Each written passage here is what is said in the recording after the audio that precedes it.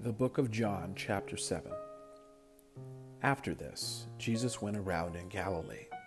He did not want to go about in Judea because the Jewish leaders there were looking for a way to kill him. But when the Jewish festival of Tabernacles was near, Jesus' brothers said to him, "Leave Galilee and go to Judea, so that your disciples there may see the works you do. No one who wants to become a public figure acts in secret. Since you are doing these things, show yourself to the world." For even his own brothers did not believe in him. Therefore, Jesus told them, "My time is not yet here. For you, any time will do. The world cannot hate you, but it hates me because I testify that its works are evil. You go to the festival. I am not going up to this festival because my time has not yet fully come." After he had said this, he stayed in Galilee. However, after his brothers had left for the festival, he went also, not publicly, but in secret. Now at the festival, the Jewish leaders were watching for Jesus and asking, "Where is he?" Among the crowds, there was widespread whispering about him. Some said, "He is a good man." Others replied, "No, he deceives the people." But no one would say anything publicly about him for fear of the leaders. Not until halfway through the festival did Jesus go up to the temple courts and begin to teach. The Jews there were amazed and asked, "How did this man get such learning without having been taught?" Jesus answered, "My teaching is not my own. It comes from the one who sent me. Anyone who chooses to do the will of God will find out whether my teaching comes from God or whether I speak on my own. Whoever speaks on their own does so to gain personal glory. But he who seeks the glory of the one who sent him is a man of truth. There is nothing false about him. Has not Moses given you the law? Yet not one of you keeps the law. Why are you trying to kill me?" "You are demon-possessed," the crowd answered. "Who is trying to kill you?" Jesus said to them, "I did one miracle, and you are all amazed.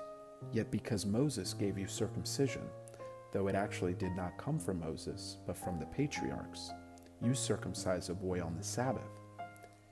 Now if a boy can be circumcised on the Sabbath, so that the law of Moses may not be broken, why are you angry with me for healing a man's whole body on the Sabbath?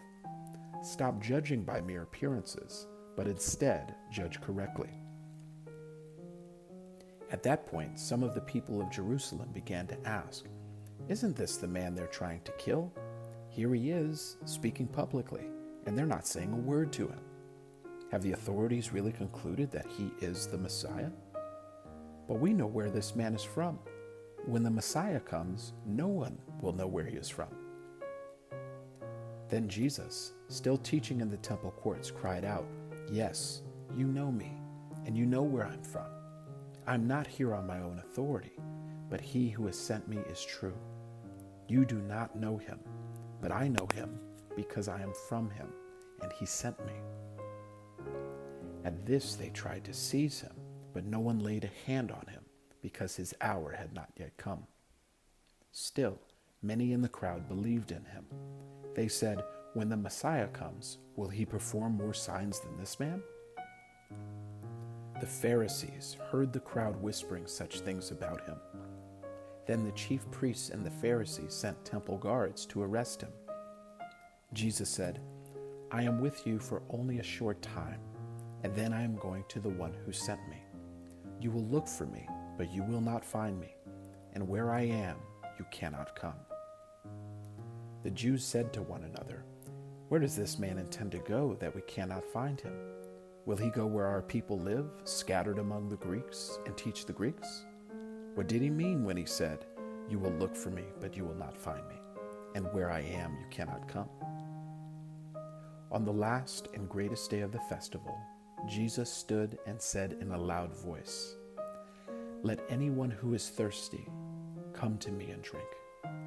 Whoever believes in me, as Scripture has said, rivers of living water will flow from within them." By this he meant the Spirit, whom those who believed in him were later to receive.